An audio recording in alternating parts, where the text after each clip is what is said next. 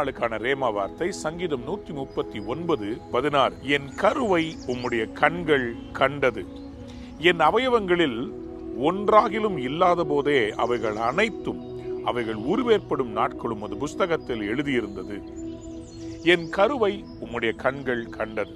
அன்பானவருடைய பிள்ளைகளே, சங்கீதக்காரன் சொல்லுகிறார், என்னுடைய கருவை உம்முடைய கண்கள் கண்டது. என்னுடைய எலும்புகள் உருவாவதற்கு முன்பாகவே என்னுடைய கரு, அதாவது நான் ஒரு சிங்கிள் செல்லா ஃபார்ம் ஆவறதுக்கு முன்னாடியே, இங்கிலீஷ்ல ரொம்ப அழகா போட்டிருக்குது, your eyes saw my unformed body.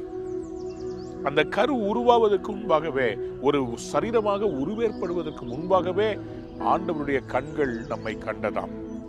இதுல இருந்து என்ன ஆசீர்வாதம்? நம்ம உருவாவதற்கு முன்பாகவே நம்மை பார்த்த ஆண்டவர் இன்றைக்கு நம்மை அவர் பார்க்கவில்லையா? நம்முடைய தேவைகளை அவர் பார்க்கவில்லையா? நம்முடைய எதிர்பார்ப்புகளை அவர் பார்க்காமல் இருப்பாரா? நிச்சயமாக பார்க்கிறார். அன்பார்ந்தவருடைய பிள்ளைகளே, உங்களுடைய பிரச்சனைகளை அவர் பார்க்கிறார். என்னுடைய கேள்வி எல்லாம் இதுதான், நம்முடைய தேவைகளுக்காக இன்றைக்கு நாம் ஜெபிக்கும் போது அவர் செவி கொடுப்பார் என்பதனுடைய நிச்சயம் எப்படி வருகிறது என்றால், நம்ம ஜெபிக்க முடியாம சிங்கிள் செல்லா அம்மா வயித்துல நம்ம உருவானது நம்முடைய தாய்க்கே தெரியாத போதே நம்மை அவ்வளவு கரிசனையோடு பாதுகாத்த ஆண்டவர் இப்பொழுது நமக்கு பாதுகாப்பை தரமாட்டாரா? இப்பொழுது நம்முடைய தேவைகளை சந்திக்க மாட்டாரா?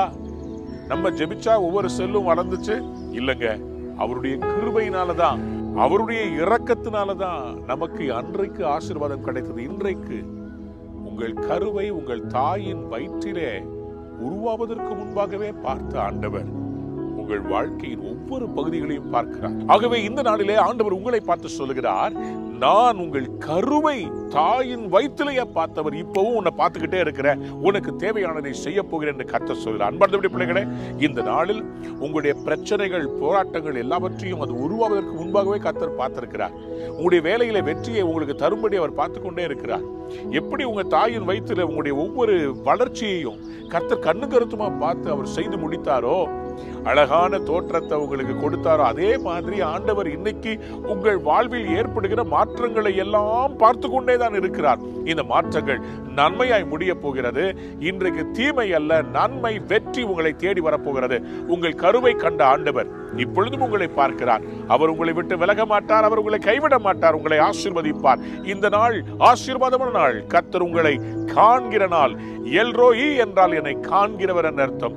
உங்களை பார்க்கிறார், உங்களை ஆசீர்வதிப்பார். God bless you. Have a wonderful day.